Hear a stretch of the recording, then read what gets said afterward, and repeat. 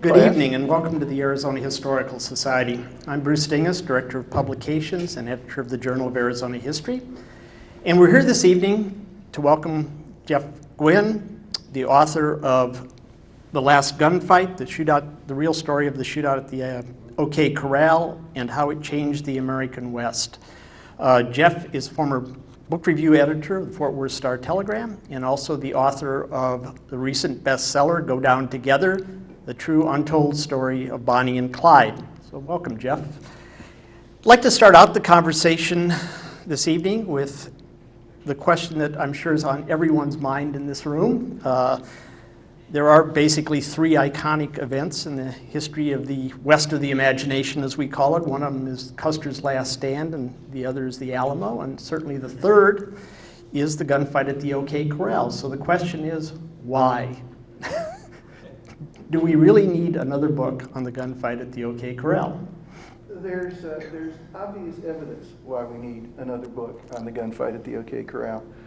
The reviews that have appeared about the book so far, if they've been written by critics who don't consider themselves expert in the subject of Tombstone or the gunfight or the American frontier, all are claiming that it's a book of revisionist history, by which they mean it's just shocking to them that these things in the book are actually facts.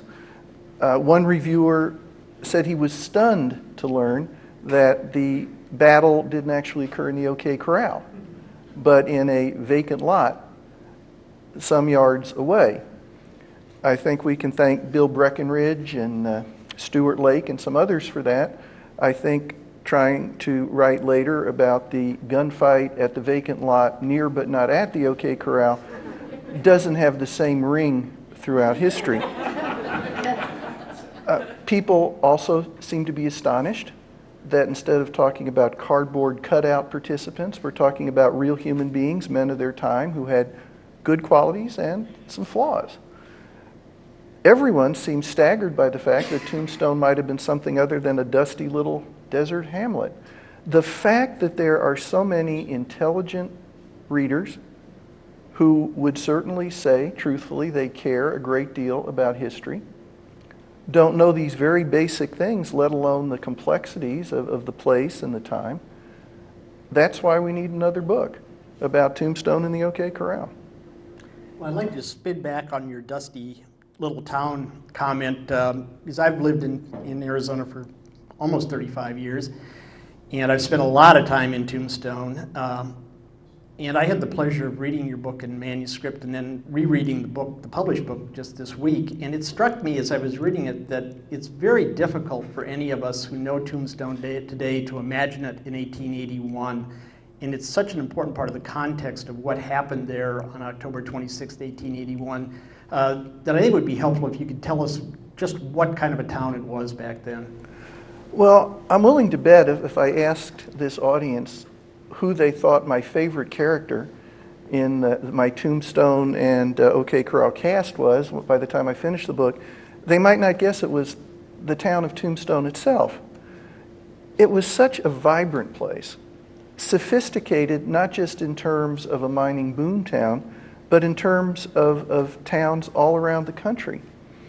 It had shops that sold the kind of fashions that you'd see on the streets of San Francisco, and the people there bought them. Gourmet restaurants, where for a few dollars you could have a meal that would rival anything you might eat in New York City. Theaters offering world-class entertainment. There were even a few telephones linking the mines to the mine exchange building.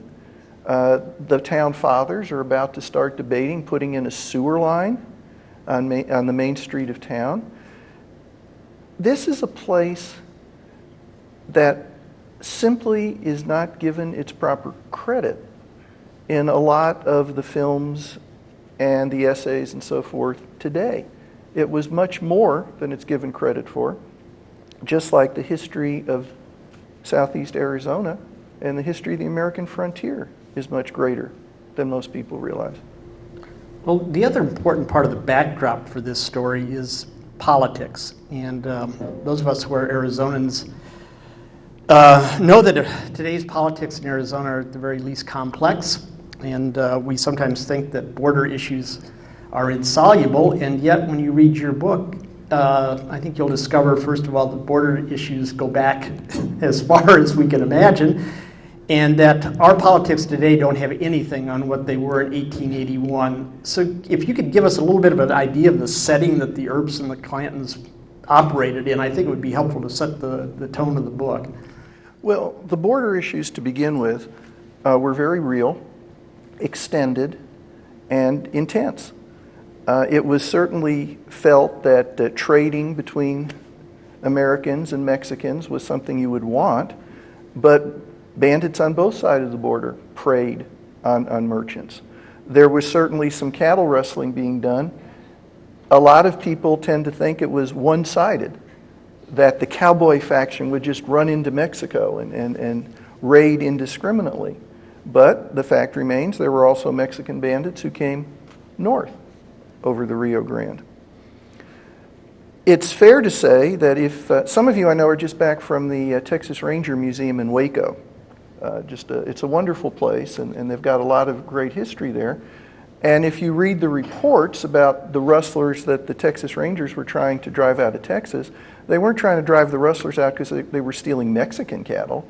There was a great deal of discrimination against Mexicans in Texas and in the Southwest. It was simply not considered that much of a crime to go down there and take their stock. Politically, the Earps represented the Republicans, the big businessmen of Tombstone in the area who wanted law and order to be firmly in place. This because they thought that was the best way to attract outside investors. At the same time, a lot of the small ranchers who were not just represented by the Clantons and the McLaurys, many of them Southerners who had migrated west because Reconstruction offended them so much, wanting to get away from what they considered government oppression, to be free to live their own lives as they chose. And when we simply switch the political parties around today, you can see that the themes remain with us, as well as some of the ethnic prejudices. It may seem strange on the face of it, but in reading this book, something struck me that also struck me in reading your Bonnie and Clyde book. And it's not just that it's about people, which it is, which makes it really fascinating reading, but that family values play a big role and relationships play a big role in what occurs. And I wonder if you could sort of draw out some of the relationships that occurred, the family, what the family meant in this story. People sometimes forget that that the gunfight actually involved 3 sets of brothers, and what that added to the mix. When you were out in the frontier, when you were prospecting, when you were trying to run a business or a ranch, everybody else in the area, to a certain extent, was a competitor. It was hard to know who you could trust, who wouldn't betray you, and for that reason, family was so important. It was so critical. The Earp brothers were desperately loyal to each other. They loved each other. An insult to one was an attack on all of them. But that's also true of the Clantons and the McLaurys. You trusted your family, you defended your family. Sometimes you might be a little too prone to defend them. But these are the kinds of relationships that were important out there. In a place where you're struggling to create yourself, in the great words of Fred Nolan, that fine historian, the frontier, the West, was a place where men could still dream of becoming. And part of that dream was having your family there with you, right or wrong, to be at your side and always trusted. One of the relationships in here that almost defies belief, because the two are so polar opposites, and yet I think you probably agree that the gunfight wouldn't have occurred if this relationship didn't exist, is the relationship between Wyatt Earp and Doc Holliday. How do you explain that connection? Well, I think speaking for everybody in the room who is a writer and or researcher, which means speaking for everybody